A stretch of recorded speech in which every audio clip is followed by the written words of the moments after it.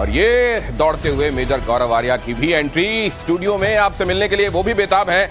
पीके Srivastava air marshal भी हमारे साथ हैं। लेकिन इस वक्त की बड़ी खबर के साथ शुरुआत कर दूं जरा। प्रतिशोध आप देख रहे हैं पीओके को लेकर। इस वक्त की बड़ी खबर, पीओके को लेकर भारत की पाकिस्तान को आखिरी चेतावनी।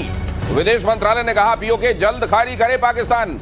इनफैक्ट पिछले 15 दिनों के भीतर ये दूसरी बार भारत की तरफ से असर्ट किया जा रहा है, जल्दी खाली करो पीओके। पाकिस्तान मोस्ट वांटेड आतंकियों को सौंपे एमईए ने यह भी कहा। एमईए की तरफ से यह पोस्चरिंग बहुत कुछ कहती है। 15 दिन, एक पखवाड़े के भीतर दूसरी बार यह कहा जाना पीओके को जल्दी खाली करो, और दूसरे यह भी कहा जाना कि भारत के जो मोस्ट वांटेड आतंकी हैं उनको जल्दी सौंपो। यह डोजियर से आगे की बात है। डोज कंटिन्यू कर रही है प्रतिशोध के तौर पर। प्रधानमंत्री ने आज प्रतिशोध को और नए आयाम दे दिए। उन्होंने कहा यह प्रतिशोध, ये सिर्फ शोध प्रतिशोध नहीं, ये न्याय के लिए लिया जा रहा प्रतिशोध है। मेजर गौरव आर्या मेरे साथ मौजूद हैं। प्रधानमंत्री की बात पर तो हम जाएंगे। एमईए ने जो ये कहा जी, इसके मायने क्या है? देखिए, मैं दिनेश एक बात कहना चाहता हूं, बड़ी इंपॉर्टेंट बात है। और इंपॉर्टेंट क्यों है? इसलिए कि भारत ने अब एक मन बना लिया है कि जहां ऑपरेशन सिंदूर है, जहां काइनेटिक तरीके से ठोका जा रहा है पाकिस्तान को, यहां डिप्लोमेटिक तरीके से लगातार दर लगातार पाकिस्तान के ऊपर प्रेशर है। कोई ऐसा दिन ना जाए जब पाकिस्तान के ऊपर या तो काइनेटिक प्रेशर ना हो, यानी कि तोप गोला बारूद का प्रेशर ना हो, या पाकिस्तान के ऊपर पानी का प्रेशर ना हो, या फिर पाकिस्तान के ऊपर डिप्लोमेटिक प्रेशर ना हो, स्पोर्ट्स का प्रेशर ना हो। पूरा का पूरा एक इकोसिस्टम भारत ने बना दिया। और रोज पाकिस्तान, दिन के हर पहर पाकिस्तान ये प्रेशर फील करेगा। ये जो कहने वाली बात है ना कि आप हाफिज सईद को सौंपिए, सीधी बात है, आपने रख रखा है यूनाइटेड नेशन डेजिग्नेटेड टेररिस्ट है हाफिज सईद। वो क्या कर रहा है पाकिस्तान के अंदर? क्यों उसको वीआईपी प्रोटोकॉल मिल रहा है? क्यों उसको आप अपने बाबा कौम मोहम्मद अली जिन्ना वाली रिस्पेक्ट दे रहे हैं? वहां पे वापस करो भारत को। दाऊद इब्राहिम क्या कर रहा है वहां पे? मौलाना मसूद अजहर क्या कर रहा है? वापस करो। एक और बात जो भारत अक्सर कह रहा है पाकिस्तान से, और ये 2-3 बार कह चुका है, अब देखिए इसमें भी प्रेशर है कि पीओके तुम्हारा नहीं है, खाली करो, खाली करो। अब भारत धीरे धीरे धीरे चूड़ियां कस रहा है पाकिस्तान की। दिनेश नहीं, अब गौरव जी, ये तो यूएन रेजोल्यूशन में भी था कि पीओके को खाली करो जी। पहला स्टेप तो उसका वही था सर। गए थे आप सर बिल्कुल ठीक कह रहे हैं कि पहला स्टेप वो था जो यूनाइटेड नेशन सिक्योरिटी काउंसिल के बात करते हैं ये लोग, प्लेबिसिट के बारे में पाकिस्तानी कहते हैं कि वहां पे वोट होना चाहिए, कश्मीरी अपना फैसला करेगा। ओ भाई, उसका पहला स्टेप तो ये है कि तुम लोग खाली करो, तुम खाली करो। तो पाकिस्तान क्या है, हमारे गले में वो हार पहना देता है हर समय कि इंडिया ने रोक रखा है। पहला कदम तो पाकिस्तान को करना है दिनेश। पहला कदम पाकिस्तान को उठाना है, इसलिए जल्दी उठाए, क्योंकि कदम सलामत रहते रहते कदम उठा लो। आगे पैर चले ना चले, पीएम मोदी का पाकिस्तान का को लेकर स्पष्ट संदेश है। अब बात सिर्फ पीओके तक नहीं रहने वाली। पीएम मोदी ने कह दिया है पाकिस्तान के साथ न ट्रेड होगा न ही टॉक्स होंगे। पाकिस्तान के साथ न ट्रेड होगा न टॉक। अगर बात होगी तो सिर्फ पाकिस्तान के कब्जे वाले कश्मीर की, पीओके की। और अगर पाकिस्तान ने आतंकियों को एक्सपोर्ट करना जारी रखा तो उसको पाई पाई के लिए मोहताज होना होगा। और दुनिया बहुत अच्छे से जानती है, पाकिस्तान तो खैर अच्छे से जानता ही है कि प्रधानमंत्री नरेंद्र मोदी जो कहते हैं वो करते हैं, और जो नहीं कहते वो तो जरूर करते हैं। और अभी बहुत कुछ ऐसा है जो वो नहीं कह रहे हैं। पाई पाई के लिए मोहताज तो खैर करा देंगे। लेकिन यहाँ पीओके को लेकर ये असर्शन सर जी, ये एमईए की तरफ से लगातार ये हफ्ते डेढ़ हफ्ते के अंदर कहा जाना जी, प्रधानमंत्री का इस बड़ी रैली में कहना जी, गृह मंत्री पहले ही कह चुके हैं संसद में इसके लिए जान दे देंगे। क्या is there anything very big very soon on the wall sir? नहीं, मुझे ऐसा लगता है कि हम ऐसा नहीं कि बिल्कुल इंडियन आर्मी वहां पे पीओके के अंदर घुस रही है और कब्जा, वो नहीं। हम लोग जो देख रहे हैं ये टोटली डिफरेंट कॉन्सेप्ट देख रहे हैं। और ये बड़ा सरप्राइजिंग है कि मोदी सरकार ऐसा कर रही है। सरप्राइजिंग ये है कि चारों तरफ, जैसे अभी मोदी जी को आपने देखा, माननीय प्रधानमंत्री ये कह रहे हैं कि पाई पाई के लिए मोहताज। इसका मतलब क्या है? ये उन्होंने मुहावरतन नहीं कह दिया। बात यह है कि जो आईएमएफ से पैसा लेता है पाकिस्तान, हम उसको ब्लॉक करेंगे।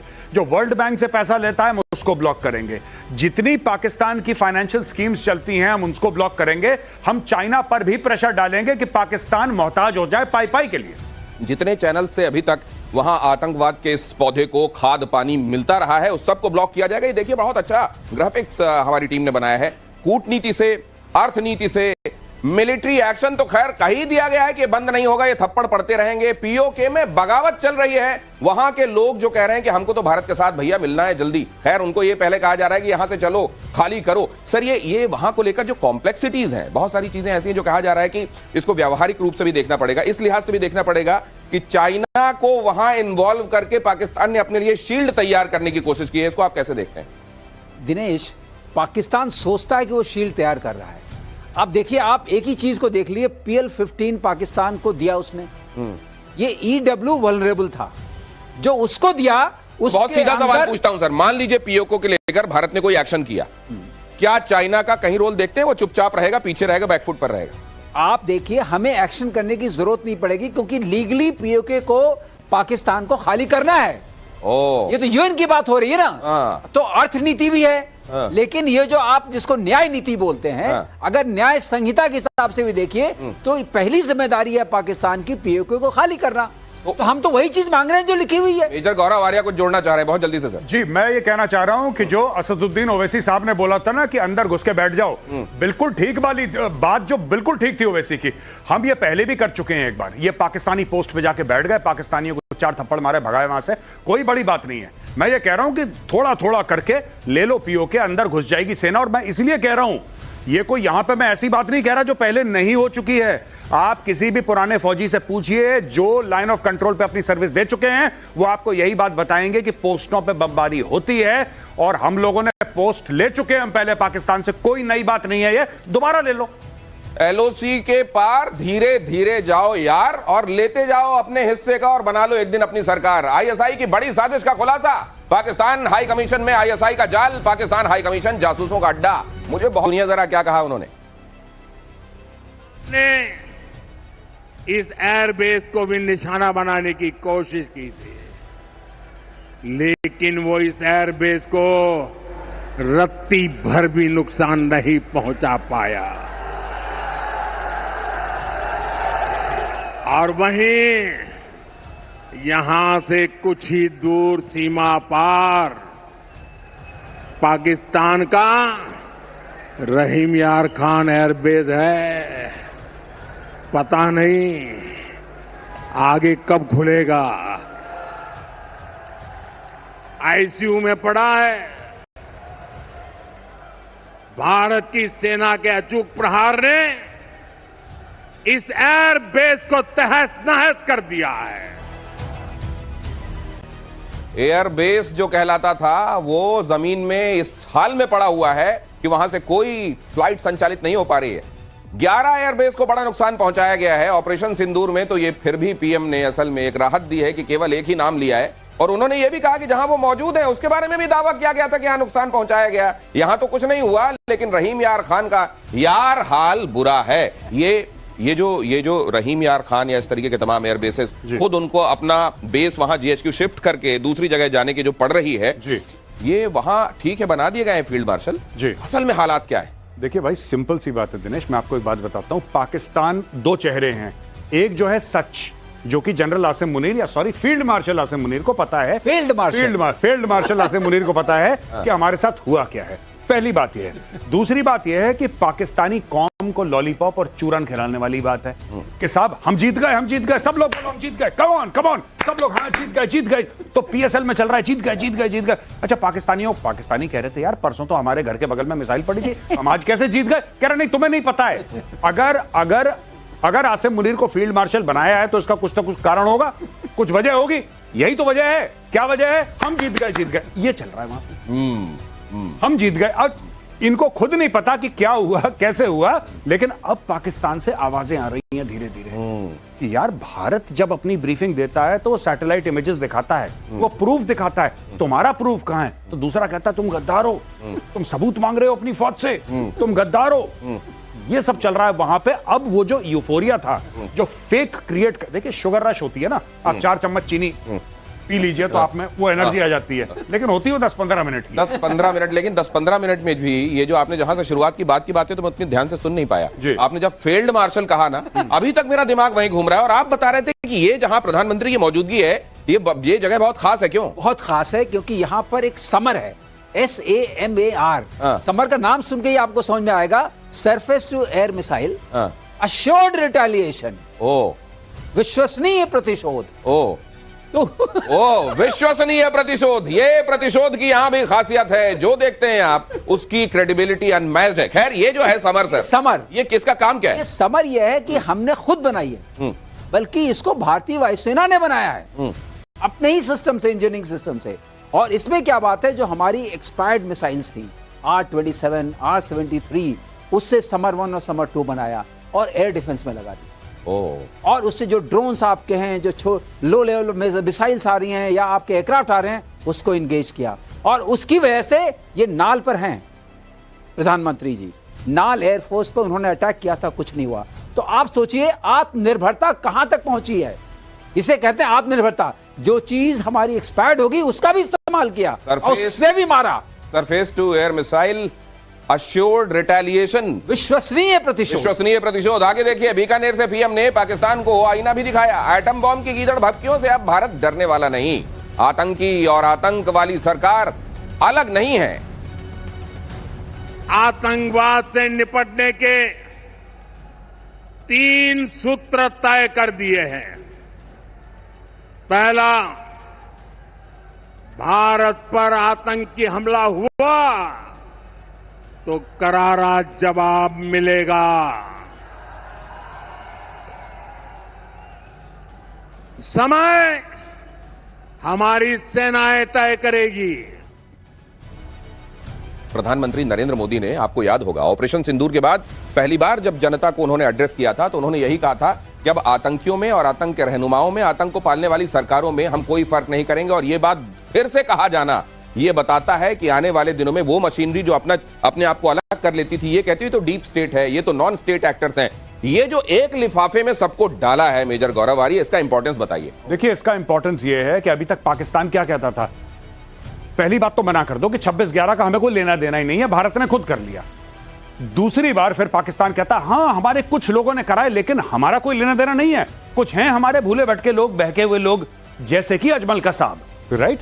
अब इशू अब ये हुआ है कि भारत का ये कहना कि भाई हमें कोई फर्क नहीं पड़ता, वो पाकिस्तानी है ना, ठुकेगा।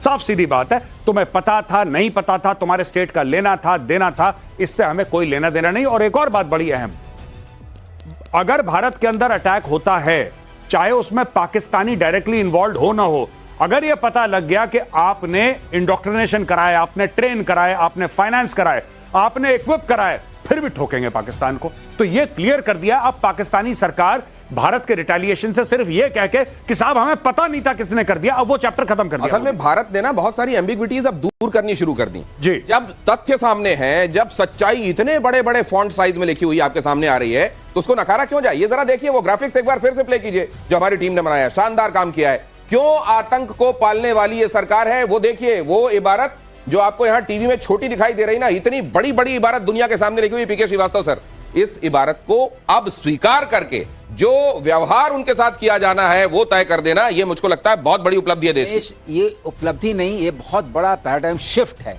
ये इतना बड़ा शिफ्ट है कि इसको टेक्टोनिक मानिए आप, क्योंकि इसका मतलब यह है कि अब जब वो अटैक करेंगे, हमने उनके 4 हेडक्वार्टर्स थे वहां पर पंजाब में, 5 उनके कैंप्स, ट्रेनिंग कैंप्स, ये कैंप, उसको नष्ट किया, 4 यहां किया। अब हम तुम्हारे जो ये हेडक्वार्टर्स हैं जिहाद के, उसको मारेंगे। अब मारने के लिए संकोच नहीं करेंगे। ये साफ बात प्रधानमंत्री ने कह दी है और ये अपने आप में बहुत बड़ा संदेश है। ये प्रतिशोध का ऐसा संदेश है कि ये उनके कानों में गूंजता रहेगा। अगली हरकत करने से पहले सोचना पड़ेगा कि अब डिनाइबिलिटी नहीं है। डिनाइबिलिटी के चक्कर में हम थर्ड पार्टी से इन्वेस्टिगेशन कराएंगे, हम किसी और को बुलाएंगे, हम यहां जाएंगे। अब सब खत्म, आपने किया है, आप भुगतिए। वो जो कहते हैं ना कि तुम मुंह से कहो ना कहो, अगर तुमने कुछ इशारा कर दिया तो तुम्हारी मोहब्बत का इजहार माना जाएगा। अब यहां इजहार मान के कार्रवाई हो जाएगी। पीएम मोदी ने नाले बेस से पाकिस्तान को दिया मैसेज पीएम मोदी का विमान नाल एयरबेस पर उतरा। बीकानेर के इस एयरबेस को पाकिस्तान ने टारगेट करने की कोशिश की थी। पाकिस्तान के हमलों से एयरबेस को कोई नुकसान नहीं हुआ था। यह अभी पीके श्रीवास्तव सर इसका सिग्निफिकेंस बता रहे थे। उन्होंने यह बताया कि आवश्यक क्यों था। यहां प्रधानमंत्री नरेंद्र मोदी जो भी करते हैं उसके पीछे एक संदेश होता है, उसके पीछे एक सोची समझी वजह होती है, और यहां जो वजह है वो बहुत साफ है। ऑपरेशन सिंदूर पर प्रधानमंत्री नरेंद्र मोदी की दहाड़। जब सिंदूर बारूद बना तो नतीजा दुनिया ने देखा। 22 मिनट में आतंकियों के 9 ठिकाने तबाह हुए। 22 तारीख के हमले के जवाब में हमने 22 मिनट में आतंकियों के 9 सबसे बड़े ठिकाने तबाह कर दिए। दुनिया ने और देश के दुश्मनों ने भी देख लिया कि जब सिंदूर बारूद बन जाता है तो नतीजा क्या होता है।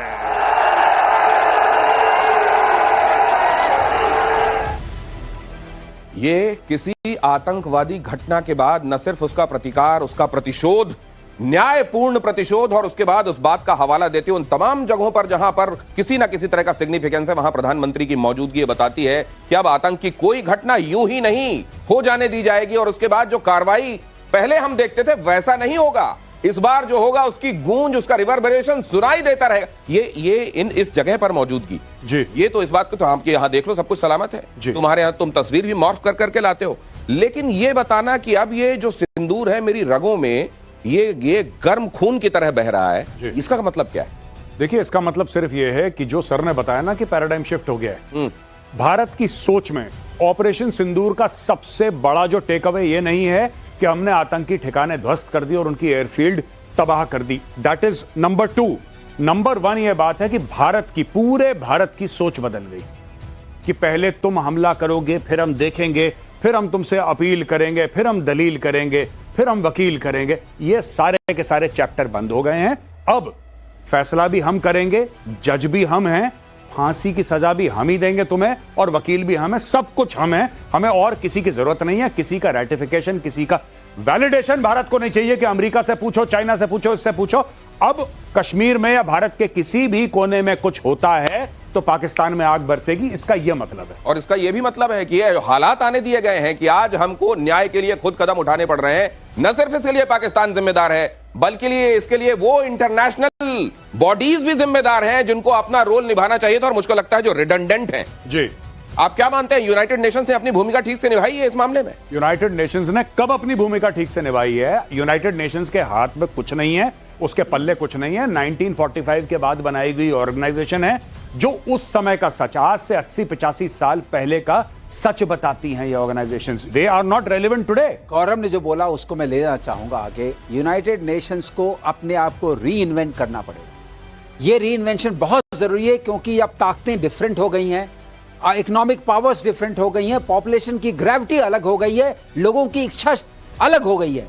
इस तरह से सिंदूर उजाड़ते रहेंगे तो हमें फिर दहाड़ना ही पड़ेगा, और वो घर उजाड़ने पड़ेंगे जिन्होंने सिंदूर उजाड़ने की हिमाकत की है। ये घर उजड़ रहे हैं और उजड़ते रहेंगे जिन्होंने सिंदूर पोंछने की हिमाकत की है। ऑपरेशन सिंदूर की कामयाबी के बाद भारतीय हथियारों का दुनिया भर में डंका बजना लगातार जारी है। प्रतिशोध आपको इस बारे में इन्फॉर्म करता जा रहा है। भारत के हथियारों के निर्यात में ऐतिहासिक उछाल आई है। ऑपरेशन सिंदूर की सफलता से मांग और तेज हो गई है। ब्रह्मोस मिसाइल तो हॉट केक हो गई है।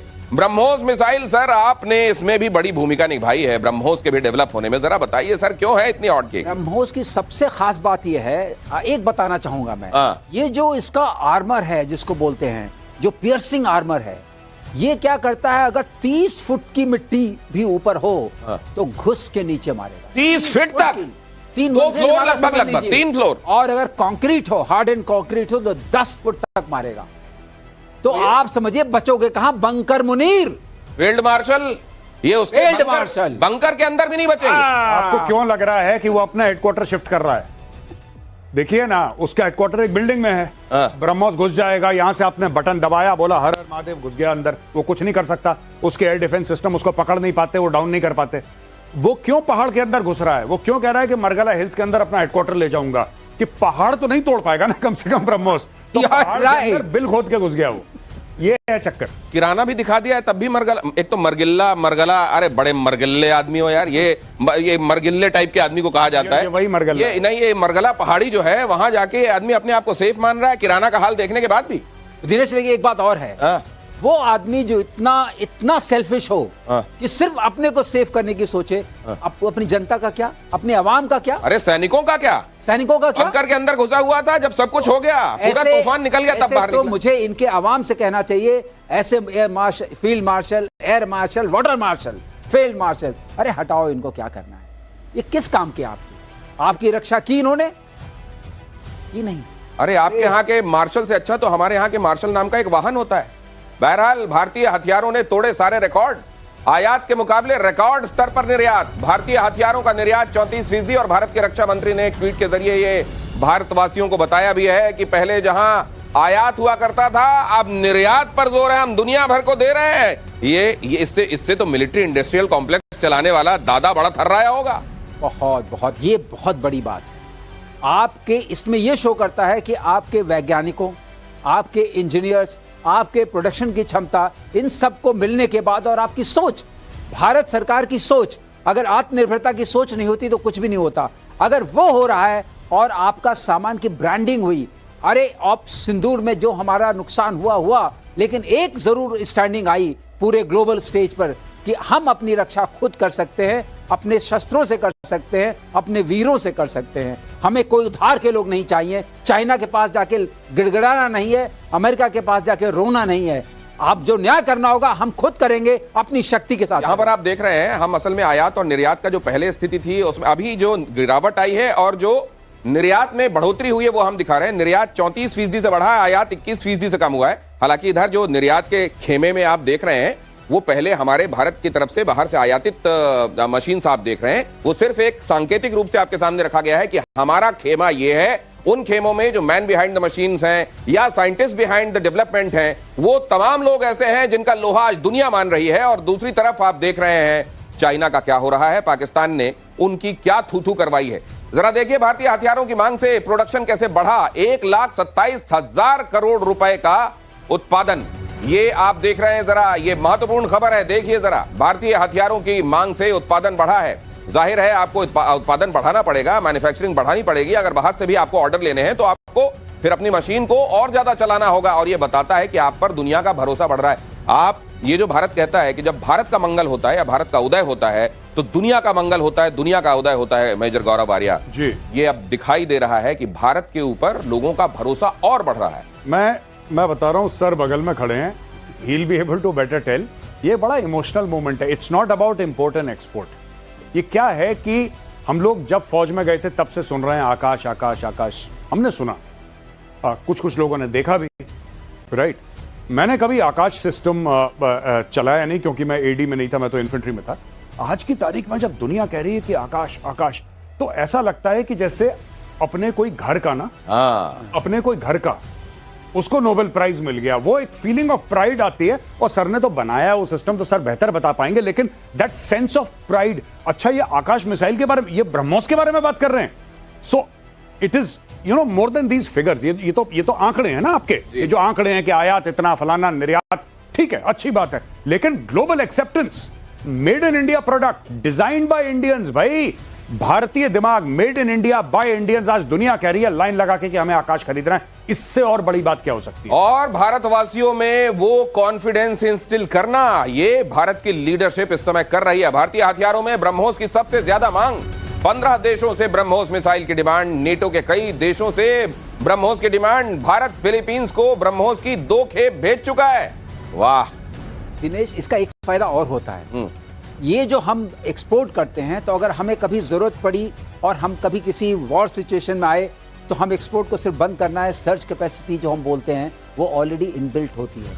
इसलिए अगर आज जो चीज़ आप बनाते हैं, आत्मनिर्भर होना जरूरी है, लेकिन निर्यात करना उससे भी ज़्यादा ज़रूरी है। एक तो वो आपके सर्कुलेट करता है और आपका डिफेंस बजट उतना इम्पैक्ट नहीं होता है, और दूसरे अगर किसी खुदा न खास्ता जरूरत पड़ी तो हमारे पास घर में ही बनाने की शक्ति और समृद्धि है। ये जो कहते हैं सर कि मिलिट्री इंडस्ट्रियल कॉम्प्लेक्स भी डिफाइन करता है वर्ल्ड ऑर्डर, उसके नुआंसेस। अब देखिए Brunei, Brazil, Chile, Argentina, Venezuela, इन जगहों से भारत के हथियार ब्रह्मोस की मांग, ये क्या बता रहा है? ये बहुत बड़ी बात है। आप देखिए, चाइना 82% पाकिस्तान के इन्वेंट्री जो है चाइनीज है।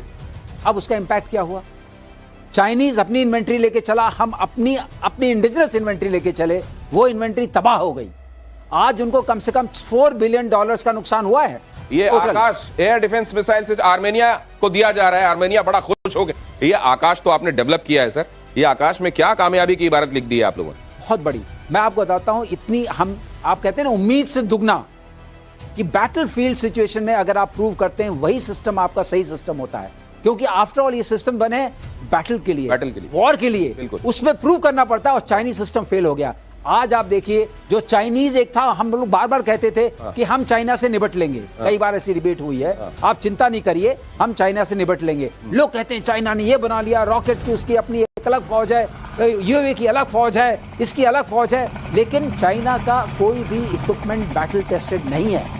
ये सबसे बड़ी प्रॉब्लम है। और आपका ब्रह्मोस और आकाश और समर और जितने भी आपके इंडिजिनस इक्विपमेंट है, अब सारे के सारे बैटल टेस्टेड हो गए अगेंस्ट चाइनीज इक्विपमेंट। और जो बैटल टेस्ट करवाया वो करवाया भी पाकिस्तानियों से, उसकी भी बद पिट गई भाई। एक तीर से 3 4 5 शिकार, इसको कहते हैं। एयर डिफेंस सिस्टम आकाश का बजा डंका। कई देशों ने आकाश का ऑर्डर दिया, जैसा मैं कह रहा था, फिलीपींस, ब्राजील, मिस्र से भी आ सकता है ऑर्डर। ये तो कमाल ही कर दिया। मतलब ये ब्लेसिंग इन डिस्गाइज जैसी बात हो गई। आपको बताऊं, आपने एक वर्ल्ड ऑर्डर की बात की, गौरव ज्यादा अच्छा बताएंगे इसके बारे में। वर्ल्ड ऑर्डर ग्रेविटेट करता है उन कंट्रीज के अराउंड जो कि इक्विपमेंट बना सकती हैं, missiles, aircraft, bombs, rockets, armours, munitions, उन्हीं के अराउंड। अब पहले क्या था, 2 थे। वो एक था रशियन इक्विपमेंट होते थे, दूसरे नाटो वाले या अमेरिकन होते थे। अब ये तीसरी सेंटर ऑफ ग्रेविटी क्रिएट हो रही है। China came as 3rd and we are coming as 4th। तो ये मल्टीपोलर वर्ल्ड की जो बात हो रही थी, शायद उसकी शुरुआत हो रही है। और एक और चीज Dinesh, if you don't mind, हमारी लड़ने की क्षमता क्यों बढ़ गई है? क्योंकि उसकी मियाद बढ़ गई है। पहले हम कह सकते थे कि हाँ, हम 10-15 दिन लड़ सकते हैं, हम 20 दिन लड़ सकते हैं। अब तो अंदर खुद ही बनाना है। तो जब तक अंदर बना रहे हो तब तक लड़ते रहो। तो इसको और एक्सपैंड करने की, आत्मनिर्भर भारत को और एक्सपैंड करने की जरूरत है कि कल जब पाकिस्तान से युद्ध हो, और हमारे बेनिफिट में यही है कि उस युद्ध को हम लंबा खींचें, क्योंकि पाकिस्तान की तो कमर टूट जाएगी 4-5 दिन के अंदर। अगर हम 10-15 दिन के लिए खींच सकते हैं तो पीओके भी यस, बलोचिस्तान भी आउट, फिर सब कुछ हो जाएगा। पाकिस्तान को अंदर से फ्रैक्चर करना है। पाकिस्तान को अंदर ही अंदर ये बात खाए भी जा रही है कि अब वो करेगा क्या। वो फ्रैक्चर वैसे ही हो रहा है और उसको प्लास्टर भी अब कहीं से नहीं मिलेगा। भारत की आकाश मिसाइल से अजरबैजान को मारेगा आर्मेनिया भी भारत के इन सिस्टम्स को देख रहा है, इन मशीन्स को देख रहा है, और वो न सिर्फ भारत उसकी मदद करने वाला है, बल्कि अजरबैजान वो देश है जो कश्मीर जैसे मुद्दों पर वही राग अलापता है जो पाकिस्तान चाहता है, क्योंकि पाकिस्तान उन कंट्रीज में से रहा है जिसने अजरबैजान को पहल रिकॉग्नाइज किया था। ये एहसान उतारने के चक्कर में उस सांप के साथ खड़ा हुआ है अजरबैजान, के आने वाले दिनों में खमियाजा भुगतेगा। आर्मेनिया को आकाश की दूसरी खेप देने वाला है भारत। जुलाई में दूसरी खेप का निर्यात होगा। तो ये जो कहा जा रहा है कि ये भारत की और ज्यादा बढ़ती ताकत का एक साफ परिचायक है। और ये कल पीके श्रीवास्तव कह रहे थे कि रशिया को इतना मजबूत इसलिए माना जाता रहा क्योंकि वहां पर अपने देश के लिए कमिटेड लोग रहे, वहां उनके घर में खाने पीने की कोई बहुत खेती होती है, जमकर वहां हथियारों का प्रोडक्शन होता है, और फिर ये होता है कि दुश्मन होगा, आओ पूरा नेटो आओ निपट लेंगे। ये अपनी एनर्जी भी है, अपनी एनर्जी भी। हाँ, कहीं से ले लाना नहीं कुछ। चार चीजें चाहिए आपको। अपने आदमी चाहिए, आपको अपना खाना चाहिए, आपको अपना तेल चाहिए, और आपको अपनी टेक्नोलॉजी वाले जहाज, मिसाइल और सब कुछ चाहिए। चारों है रशिया के पास। तो भारत अब इन पैरामीटर्स में बेटर कर रहा है। भारत अब इन पैरामीटर्स में बेटर कर रहा है, क्योंकि खाने के हमारे पास कोई वो है नहीं। एनर्जी के लिए हम डिपेंडेंट है, वो हमने राउट्स बना रखे हैं। अच्छा, जल्दी से ये भी तो जान लें कि पाकिस्तान इन पैरामीटर्स में कैसा है। पाकिस्तान का कटोरा पैरामीटर है। कटोरा बचा है अभी। हाँ, हाथ में ही सीधे नहीं भाई साहब, आप पाकिस्तान का जो कटोरा है वो उसको कुछ नहीं, आपकी ब्रह्मोस उसके सामने फेल है। ठीक है, बड़े बड़े देशों के मुंह पे मारता है ऐसे पाकिस्तान कटोरा। सब लोग ऐसे हो जाते हैं कि भाई साहब मत मारो, क्योंकि है पाकिस्तान। वो पाकिस्तान का कटोरा तो अजर है हमारे भाई साहब। वो कटोरा, ऐसा कटोरा जो पीढ़ी दर पीढ़ी, जैसे बेटन ट्रांसफर की जाती है ना, वहां कटोरा दे दिया जाता है, ले बेटा आप तेरे।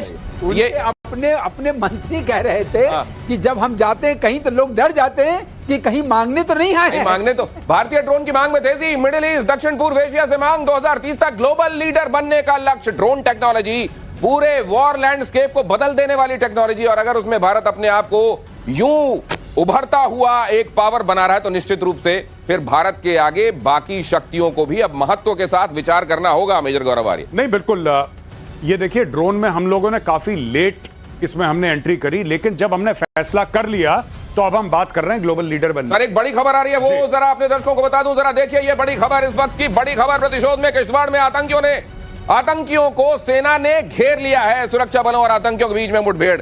इस तरफ ये जो आस्तीन के सांप हैं, इनको भी पहचानना कुचलना बड़ा आवश्यक है यहां, और जाहिर है इनमें से ज्यादातर तो आस्तीन में सरका दिए जाते हैं ना उधर से। अब ये कह दिया गया है कि अब तो इधर जो होगा उस पर तुम्हारे लिंकेजेस कहां है उस पर निगाह होगी, और अब डोजियर नहीं, लगातार डोज मिलेगी। प्रतिशोध तक सीमित नहीं, अब न्याय तक पहुंचेगा। यह बहुत बड़ा स्टेटमेंट है। इस स्टेटमेंट पर आज विचार कीजिएगा। कल एक बहुत महत्वपूर्ण एलिमेंट प्रतिशोध में हाजिर होंगे हम। नमस्कार।